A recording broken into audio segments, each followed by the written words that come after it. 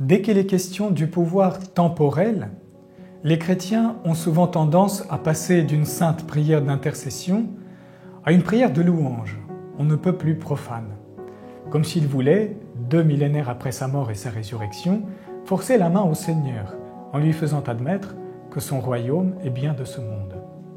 On voit encore, dans certaines églises latines, les sièges réservés aux notables dans le chœur. Alors que de leur côté, pendant des siècles, les chrétiens orthodoxes ont prié pour le pieux empereur et sa famille. Le monde byzantin a même développé une théorie de symphonie entre le pouvoir public et l'Église, en vue du bien commun. La doctrine sociale du patriarcat de Moscou consacre plusieurs chapitres au rapport entre l'universalité de l'Église et l'amour de la patrie terrestre. Pourtant, nous sommes héritiers de la tradition apostolique, qui inclut notamment le célèbre témoignage de Jean dans l'Apocalypse, un témoignage terrible, où l'aversion du peuple de Dieu pour l'Empire et l'État, persécuteur de l'Église, éclate en images saisissantes. Et nous sommes surtout les disciples de Jésus-Christ, qui nous invitent à rendre à César ce qui est à César et à Dieu ce qui est à Dieu. Pourquoi dès lors les chrétiens sont-ils tentés de voir si régulièrement en l'État la continuation de l'Église par d'autres moyens? Que signifie cette séparation entre le temporel et le spirituel voulue par le Seigneur et la version joannique pour l'Empire pour les chrétiens orthodoxes aujourd'hui? Avons-nous vraiment une patrie sur cette terre? Si ces questions vous intéressent, restez avec moi et soyez attentifs.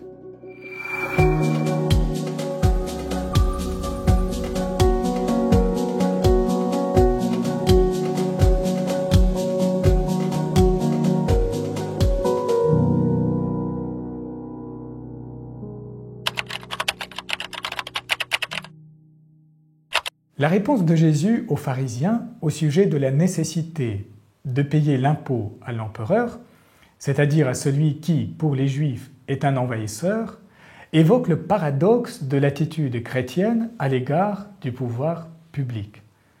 Pour Jésus et ses disciples, l'empereur ou l'État ne sont plus des idoles.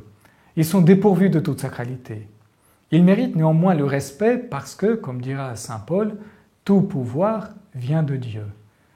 Le fait que le pouvoir vient de Dieu signifie qu'il n'est pas Dieu, comme le prétendait l'Empire romain, l'Égypte antique et toutes les autres dictatures théocratiques. En affirmant que le pouvoir vient de Dieu, saint Paul s'oppose donc, comme Jésus, à la confusion entre Dieu et l'État. L'attitude apostolique à l'égard du pouvoir public peut être qualifiée, à mon avis, d'indifférence respectueuse. Le chrétien se soumet aux lois publiques et respecte l'autorité de l'État. Il est conscient cependant du caractère relatif et passager de cette autorité. Elle n'a pour lui rien de sacré.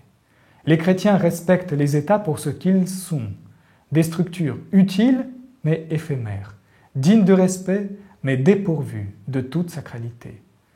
Un très ancien document chrétien, la lettre à Diognète, évoque ainsi la neutralité détachée des chrétiens à l'égard du pouvoir public.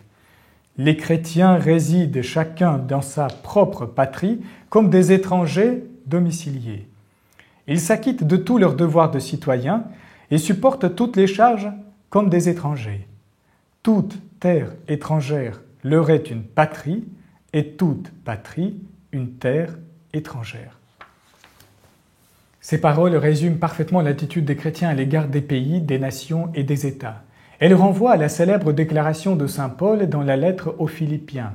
« Notre patrie à nous est dans les cieux, d'où nous attendons, comme Sauveur, le Seigneur Jésus-Christ, qui transfigurera notre corps humilié pour le rendre semblable à son corps de gloire, avec la force qui le rend capable aussi de tout soumettre à son pouvoir. » La nature eschatologique de notre foi, c'est-à-dire notre attente du retour du Christ ressuscité et de l'avènement du règne de Dieu, exclut tout patriotisme chrétien. Rien ne nous empêche d'aimer un pays, celui où nous sommes nés, celui où nous avons grandi, celui qui nous a accueillis. Nous aimons de la même manière des peuples, des cultures, des langues. Cependant, cet amour ne peut se transformer en déférence religieuse, ni se confondre avec notre foi est notre espérance. Le chrétien n'a qu'une seule patrie, la Jérusalem céleste. Il ne sert qu'un royaume, celui de Dieu. Il respecte les lois et accomplit les devoirs citoyens d'un seul pays, celui où il vit. À mon avis, pour actualiser le message apostolique et conforter notre attente eschatologique, nous, chrétiens orthodoxes, devons avoir le courage de renoncer à la symphonie byzantine entre l'Église et l'État.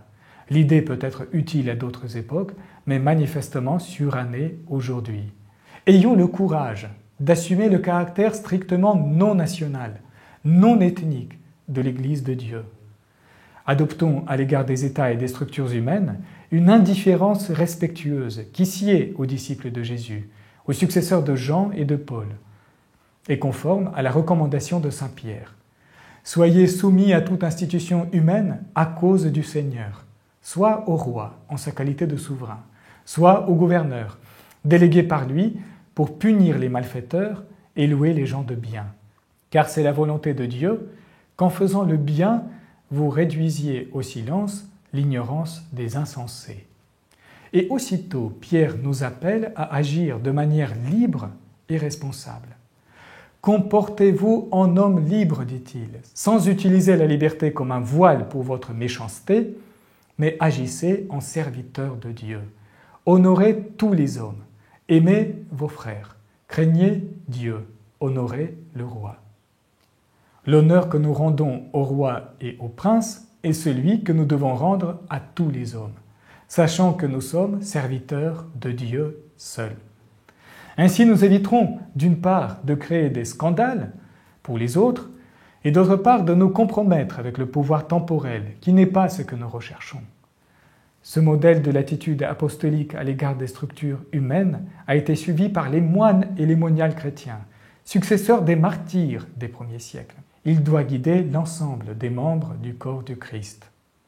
Les paroles du Seigneur « Rendez à César ce qui est à César et à Dieu ce qui est à Dieu » réfutent toutes les tendances idolâtriques d'un pouvoir païen.